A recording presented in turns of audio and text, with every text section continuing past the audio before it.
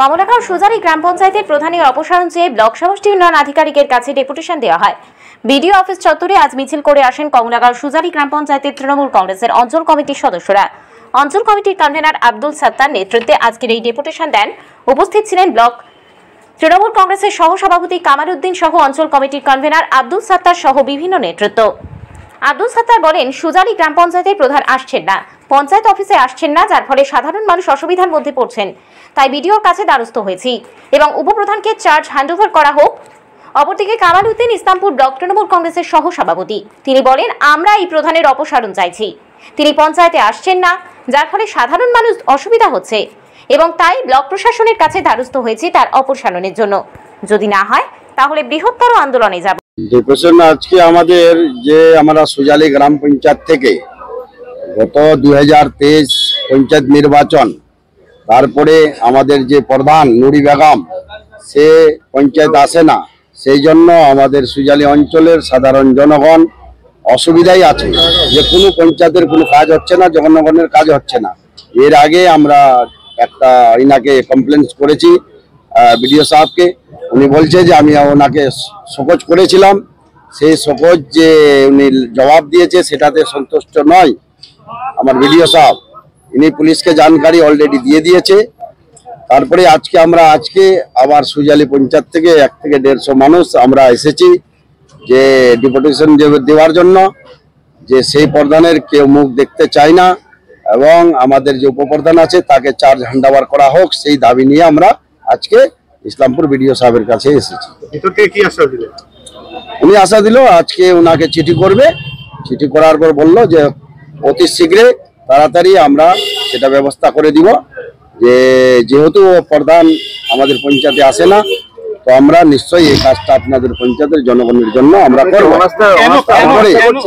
কেন প্রধানকে আপনারা সরাতে চাচ্ছেন? কি অভিযোগ রয়েছে ওনার বিরুদ্ধে? অভিযোগ এর আগে 2 মাস আগে আপনারা দেখেছেন যে আমাদের যে একটা আবাস যোজনার ঘরের টাকা উনি এগ্রিম 7 থেকে 800 টোটাল 1100 ঘরের টাকা তিনি নিয়েছে।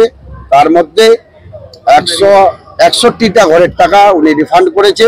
এটা আপনাদের মিডিয়ার মাধ্যমে এবং সোশ্যাল মিডিয়ায় বা মিডিয়ার মাধ্যমে আপনাদেরকে প্রমাণ হয়ে গেছে সেই দিন যে প্রধান নুরি বেগম আবাস যোজনা ঘরের উপর এগ্রিম টাকা, গরিব মানুষের টাকা ওরা নিয়েছে, 161টা ঘরের টাকা ফেরত করেছে।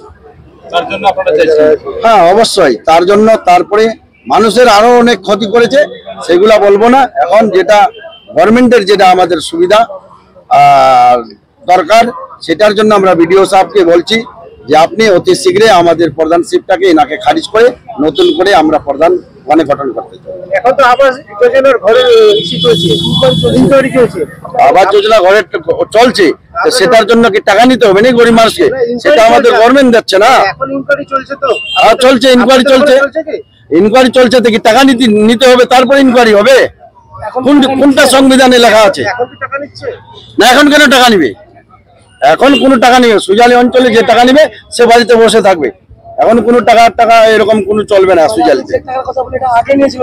এটা আগে নিয়েছিল 2022-23-এর। আমার নাম আব্দুল সাত্তার, অঞ্চল সভাপতি। সবাই ভালো করে জানেন গত 14-15 মাস ধরে যা সুজালিতে প্রধানের বিরুদ্ধে মানুষ জনরোষ তৈরি হয়েছে আপনারা ভালো করে জানেন। গত 2023-এ যে নির্বাচন হয়েছিল পঞ্চায়েত নির্বাচনে, তারপর থেকেই যেভাবে সুজালির মানুষ জনরোষ প্রধানের বিরুদ্ধে, সেই মানুষ যে বিভিন্ন দুর্নীতির সঙ্গে জড়িত থাকার জন্য মানুষ আজকে সুজালির সাধারণ মানুষ ওই প্রধানকে দেখতে চাচ্ছে না। আপনারা সবাই জানেন কিছুদিন আগে আপনারা পুলিশ প্রশাসনের সামনে থেকে পঞ্চায়েত অফিসে বসে পঞ্চায়েতের অধিকারীদের সামনে নুরি বেগম টাকা ফেরত দিয়েছে। আগে আমরা বলেছিলাম অধিকাংশ মানুষের কাছে ঘরের অগ্রিম টাকা কাটমানি নিয়েছিল। সেই ব্যাপারে পঞ্চায়েতে যতগুলো দুর্নীতি হয়েছে, দুর্নীতির সঙ্গে নুরি বেগম তার এবং ওর স্বামী আব্দুল হক জড়িত।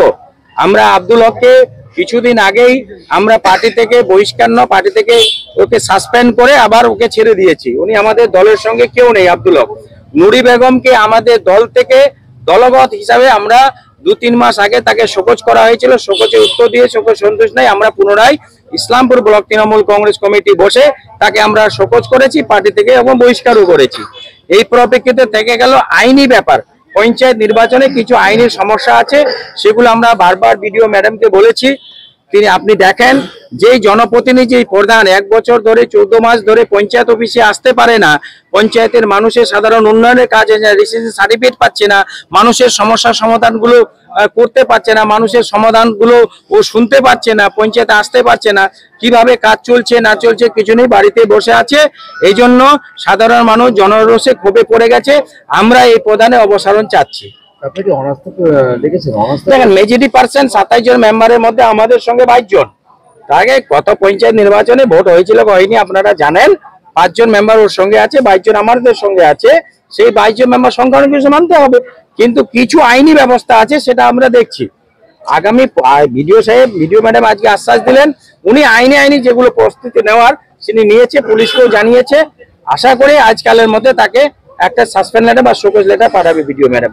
আমরা দেখছি, আমরা আজকে শুধু যারা নেতৃত্ব দিচ্ছি তারা সাক্ষাৎমূলক ভাবে দেখা করতে এসেছি। আগামীকাল আমাদের গ্রাম পঞ্চায়েতের প্রতিনিধিরা আসবেন, যারা সদস্য আসবে। যদি না হয় এর আগে পরে আপনারা দেখবেন এমন আকার হবে এই ভিডিও অফিস থেকে পঞ্চায়েত আমরা ভালো করে জানতে পারবেন।